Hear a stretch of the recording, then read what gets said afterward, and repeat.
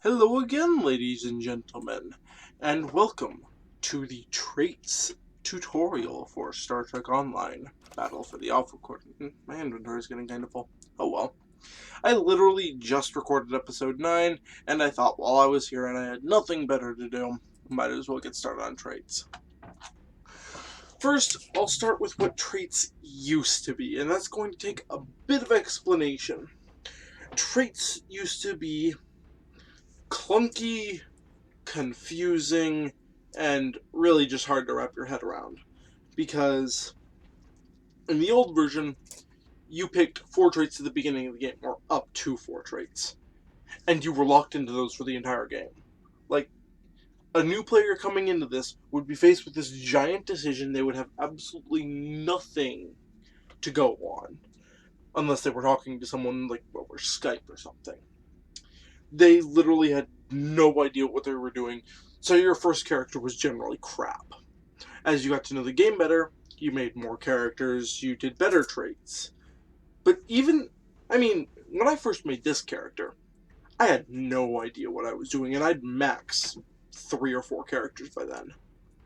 I had already leveled to max 3 characters. At least. And I still had no idea what I was doing with the trait system. And it was because of that very reason, one of the biggest requests that anyone ever made was to be able to respec traits.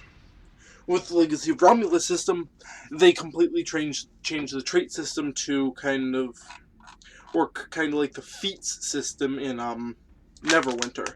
As in, you ranked up, you got a new trait slot. That's actually why you unlock the trait system at level 10. You have access to it before, but you can't do anything with it because you unlock your first new trait slot at level 11, or level 10. And every time you rank up, level 20, new trait slot. Level 30, new trait slot. Level 40, new trait slot. Level 45, no new trait slot, because level 45 was... Level 45 used to be the level cap, but then it got changed to 50. So they're just lower half, upper half, kind of confusing. And level 50, new trait slot. You start off with 3 completely chosen for you traits, which probably depend on your class, and you can respec them really easy if you have a trait respec token. There's a button down here that says respec traits, and they'll have respec tokens next to it, and you can buy respec traits on the Dilithium store, special items in boxes, services, reputation respec, and species trait respec. 20,000 Dilithium. Not good, but not bad. And that'll allow you to hit respec. It'll empty your traits completely and totally, and you get to pick new ones. Most species have 8 trait slots, because the 9th trait slot for most races is hidden.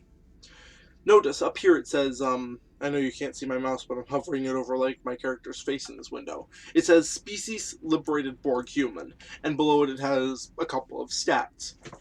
That's what's called your species trait, and that gives a literal species dependent bonus. I get in space plus 30 starship warp core efficiency. On the ground I get health regeneration and shield regeneration. Not bad, not great.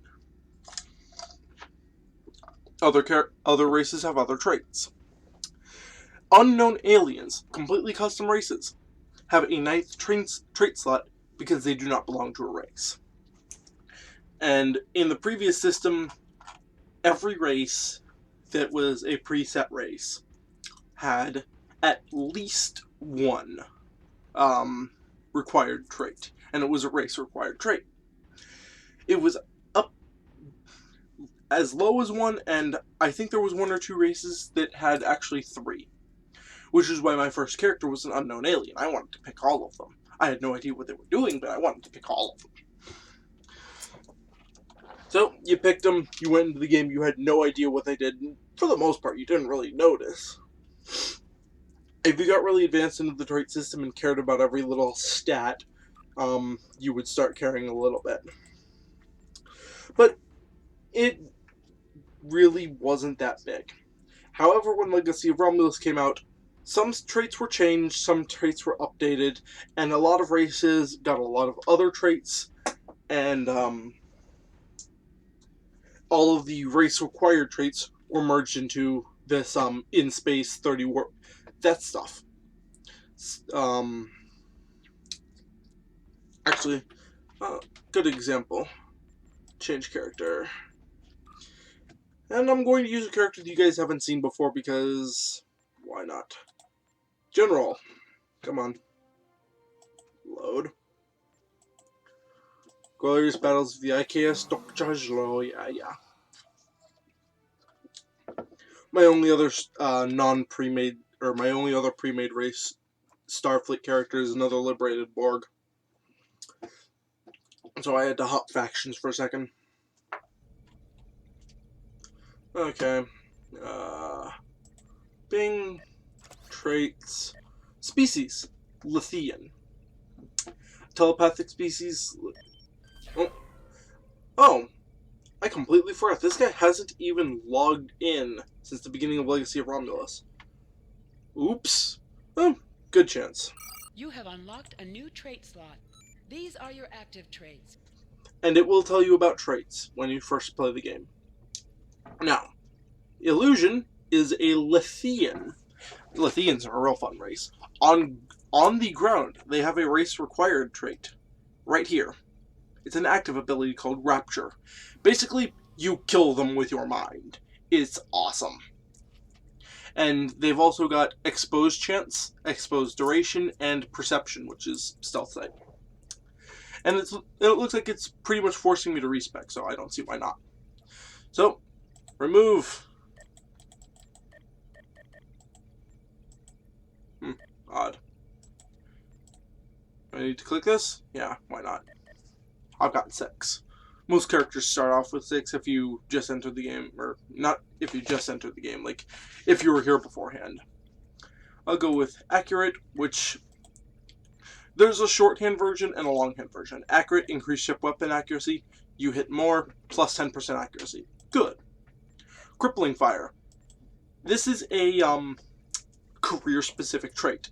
I think there are 4 of them for each class. I think tactical officers might only get 3, but there should be about 4 for each class. Space trait. This trait causes all of your critical hits with attacks to reduce your target's accuracy by a moderate amount. This affects stats up to 3 times. If you crit, they can't hit you as much. Plus efficiency, plus defense, hull repair. This isn't particularly useful anymore, because tactical officers in space have an ability called Go Down Fighting, and it used to be one of the biggest damage buffs in the game. The lower your health got, the more damage you did. They nerfed it so you can only use it at half health, and I don't remember to use it at half health. I'm usually just going to pop ramming speed, so this is pretty much useless. But they also gave it a slight amount of damage resistance, and this trait doubles that. Like I said, not really that worth it. And of course, I really like having that telekinesis trait, so I'll go with telekinesis, which is actually the reason this guy's Lethian. They had telekinesis, and I liked it. Situational awareness, another career-specific trait. Ground trait. This trait causes all of your grenade powers to expose their target for up to 7 seconds. It's not a certainty, but it's a 25% chance, and that's good. Strike Team Specialist. When attacking targets, you have a chance to increase your critical hit chance for 15 seconds. Can stack up to 3 times. Not bad. I'm not one for crit. All these other traits are basically just presets. Just about everyone will probably have them. Resilient, sturdy, sure-footed. Perception, exploit damage. Damage on crit. I'll just go with Strike Team Specialist. I mean, I know what all of these do. It's just... I'm not going to read out like every trait. That would take forever. But, while I'm here, it's worth noting, your bridge officers also have traits.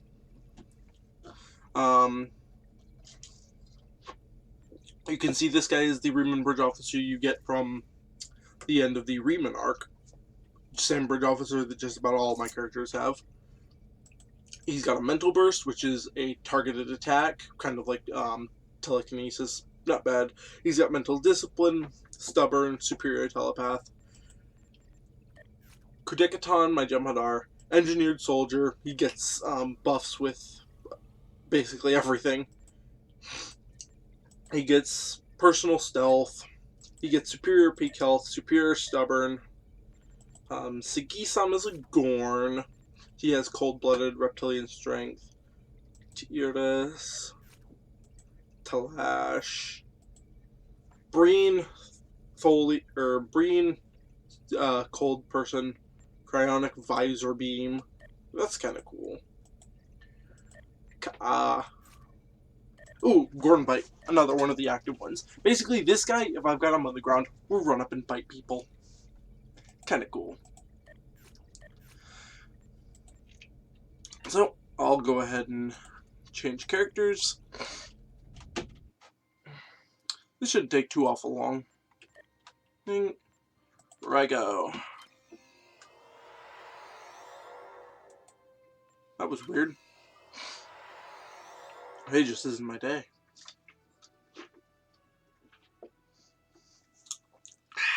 Excuse me. Doing this is thirsty work. No, I would not like to dock at K7. I docked at K7 earlier. Okay, so we're here for my traits. Species, alien.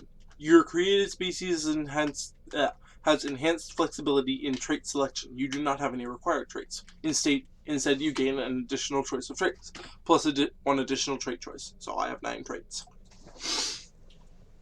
Okay, so there were only 3 tactical ones. The other 2 classes have 4 career-specific traits. I think I've got most of them equipped on this guy for science. Medical Vanguard. This one's kind of broken. This trait enhances all of your buffs and heals to harden their target's shields, preventing any damage from bleeding through the shields and hitting the target. They also provide a moderate shield heal to the target, ensuring their hardened shields can adequately protect them. And it enhances most of your heals. It gives you regeneration, and perfect shields have no bleed through. So it reduces damage, gives it a little bit of healing, and they don't bleed through, which is good. I'll get to Photonic Capacitor in a second because that's overpowered. Conservation of Energy. Space trait. This trait causes all energy weapon attacks against you to have a chance of increasing your exotic damage. This damage increase stacks up to 3 times. Exotic damage powers are powers whose damage increases with the Starship Particle Generator skill. That's not quite accurate, but let's just go with it.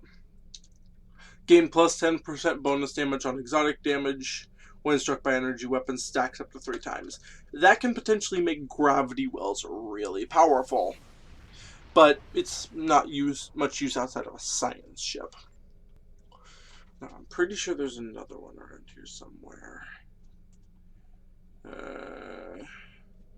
Telepath, sure-footed. Basically, most of these are just stat buffs. That's really all they are. There are a few active ones like telekinesis over here. One of my favorites. That's really good in this pinch. Field Researcher. Damage to debuff targets. This trait improves your damage dealt to enemies affected by control and debuff powers.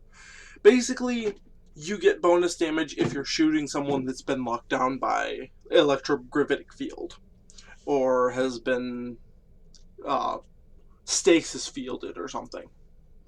Not really that useful because I'm running a healing kit, but it could be useful for someone. And now, for my favorite trait of this new system, Photonic Capacitor. This trait causes the activation of your science abilities to reduce your remaining cooldown on photonic capacitor by 20 seconds. This effect may be triggered a maximum of once every 10 seconds and will only trigger if Photonic Fleet is currently on cooldown. Okay, I'll demonstrate this. You need to be able to go to combat, but I know this will do it. Or not. We'll still demonstrate. Go to Red Alert, pop Photonic Fleet, and I just spawned a Photonic Cruiser, a Photonic Battleship, and another Photonic Battleship. They rebuilt Photonic Fleet. Now, if I pop Transfer Shield Strength, the cooldown on Photonic Fleet just went down. And we got this little buff here that says Photonic Capacitor. When that goes away, if we pop another ability, wait for it, popped Hazard Emitters, the cooldown went down again. Now the thing is, I'm running a build that can reduce all of my cooldowns by a crap ton. So I pop that ability, and all of my abilities go on reduce their cooldown, which means I can potentially spam Photonic Fleet. If you've got the right build, you can get Photonic Fleet out. I can do it once every minute and 45 seconds. You might be able to get it down to less if you're flying a science vessel. But basically, you can have photonic reinforcements up almost constantly. And you can hear them, they're just vanishing now. That's basically what Photonic Capacitor does. It allows you to spam the crap out of your abilities. Photonic Fleet. And of course, Photonic Fleet effectively allows you to spawn up to 3 battleships, which is pretty good. I'm just going to bring it off cooldown and get it over with. Also, worth noting, this ability over here, Sensor Scan, it will reduce the cooldown as well. Scattering Field will not, but most Science Bridge Officer abilities and Scattering Field will. I don't know if Subnucleonic Beam does or not. Never tried. And Photonic Fleet is now off cooldown again. If I were to go to Red Alert, I would immediately be able to pop Photonic Fleet again. I don't know how long that was, but I know I've done better. But that's pretty much it for the unknown aliens and the science officers. Go ahead and change character. Come here, Antilles.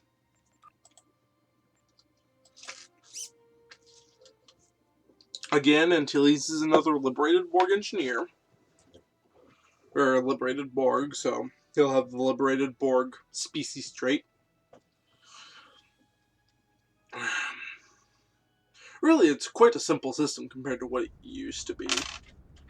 Okay. Oh. Got a DOF assignment. Gotta get your DOFs. Wonder how long that's been waiting for me. Okay. Excuse me. Some of the engineering abilities are fun. I think I might have all... Nope, I don't have shield harmonic resonance. Shame on me. Probably don't want to lose something for it. When you are hit by an energy weapon, your shields generate additional resistance to that type of energy. This resistance stacks up to 3 times. Only one type of energy resistance can be active at any given time from this trait. And it gives you 5% damage resistance per stack. And it's basically like the Aegis 3-piece set. If you guys know what that is, Omega is using it. But, it's kind of like that, but on the ground and weaker. Basically, when you get shot, you can increase your damage resistance. EPS manifold efficiency. When you use emergency power to auxiliary, emergency power to engines, emergency power to shields, or emergency power to weapons, this trait causes all of your other power levels to gain a moderate subsystem boost. When you use any battery, this trait causes all of your other power levels to gain a large subsystem boost. The duration of these subsystem power boosts is based on your battery skill. Plus 10 weapon, shield, engine, aux, etc., etc. Nice ability to have if you're popping batteries a lot. Sometimes I am. Nanomolecular Architect. This trait enhances all of your turrets and drones. Turrets and drones being phaser turret, seeker drone, medical generator.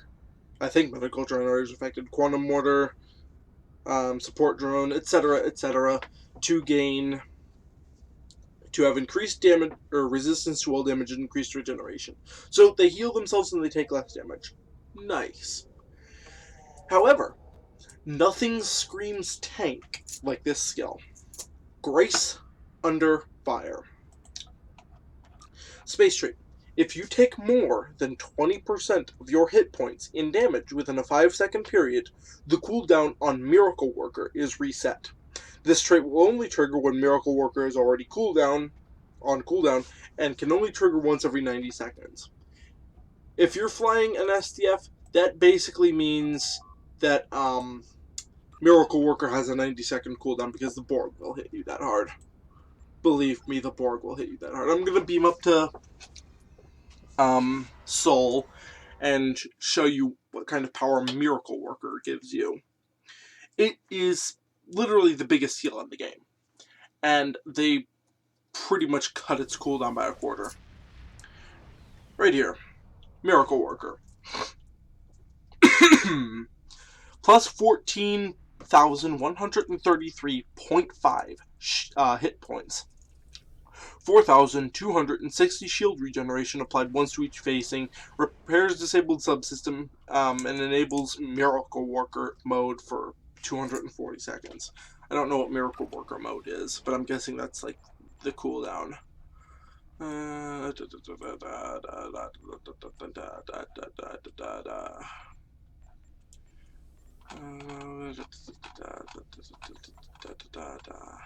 Miracle Worker. Oh, it's got a 4-minute recharge. I'm pretty sure I've got both of those skills maxed, so... Skills. I'll repair shield... Oh, I don't have shield emitters maxed. That's a mistake. But yeah. That's the biggest skill in the game, and you can make it better. Also, we were talking about emergency power to subsystem abilities. You can see that the effect on the tooltip right there. Trying to remember if I'm forgetting anything. Nope, not really. The only other thing worth noting is I've got the Borg Neuroblast you might have seen me use a couple of times. That's a trait. There are a couple ones that are really nifty, but like no one ever uses a lot. Like I used to use physical strength because most of my characters carry melee weapons, and that increases your melee damage by a lot. But other than that, the trait system is pretty straightforward, especially compared to what it used to be. I'll just pop over to Lucor for a second. Now, as for faction-specific traits, I think there's only one. And it's faction-specific to the Romulan Republic, and it's only on Romulan tactical officers that I know of. Ooh, I'm gonna have to show you Romulan buff traits. Some of them are powerful. But I'm just logging this guy in to show you the Klingon race trait, and he hasn't logged in forever either. So...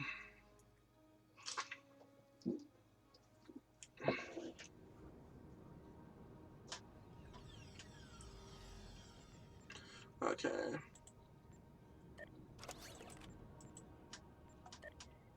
So, species Klingon. Not now. Plus 15% physical damage, plus 5 all damage resistance rating, plus 5 all energy damage, plus 15% crit severity, and plus 10% threat generation. You have unlocked a new trait slot. Click. Yep. So, Klingons are really powerful warriors. And of course, he's a science officer, so he has sciencey stuff. And I'll go ahead and change character again.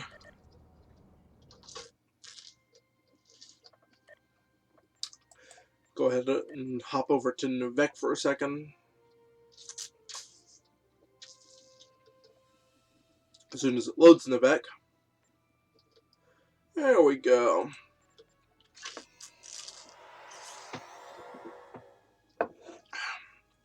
And yes, the UI is changing colors. It can do that now. course, this guy is logged in since Legacy Romulus, since he didn't exist before then. Species liberated Borg Romulan, basically the same as all other liberated Borg. You'll notice I don't have all the traits yet because I'm not max level. Who has it? Tovan. Romulan Operative. Plus 1.5% crit chance, 3.8% crit severity, 10% recharge speed for cloaking. And that's actually pretty good because that stacks with all the other ones. Plasma Weapon Specialist, the only faction-specific trait that I know of. Plus 10 plasma energy weapon damage. I think some other my people have it, yeah. So it's not tactical only. Stasis Specialist. Trying to find a specific trait, but I don't know if I have it. Subterfuge, the most powerful cloaking ability ever. Plus 2.5% defense, after decloaking, plus 20% damage bonus for 5 seconds, plus 150 stealth when using cloak abilities. However, that gets better if you find superior... no. Someone just asked me if I wanted to be in a fleet. No. Subterfuge. There is superior operative and superior subterfuge, but they're okay. But that's really it. The trait system used to be horrendously overcomplicated, ugly, confusing, kind of off-putting for some players. I mean, even after my 3rd or 4th character, I was still winging it. I mean, you're making a huge decision about what kind of bonuses you were getting, and you were doing it at the start of the game. So you really had to know what you wanted to do, and if you were new, you had no idea what you wanted to do. You had no idea how any of this worked. How could you? But no, the trait system not only is simpler to understand for players, because they have the specific descriptions and telling you what the skills actually do, but it also starts you off at level 10 instead of level 0, which means you also have the benefit of having played through something and just getting to know the system better. And really, that's a good thing.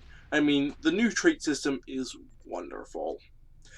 And the last couple of updates, between the 3rd anniversary, the Legacy of Romulus launch, Season 7, we've gotten to see a lot of the things we really wanted. So when this new trait system was announced and came out and what have you, players got excited. So that's really all you can say about the trait system. It gives you stats. That's what it does. It gives you passive stats, it gives you a couple of active abilities, some of which can be kind of fun, because that Rapture ability that my Klingon Tactical Officer has, that's an exploit ability. If you hit that right, you can vaporize someone with your mind. And that makes you an official badass. I don't care what you say. Don't care what you say. If you're vaporizing people with your mind, you're a badass. But really, that's all that you can, and that's all you have to say about the trait system. So, this is Lord Ice signing off. Have fun with the trait system. Hope I didn't make it worse. And see you, as always, out there.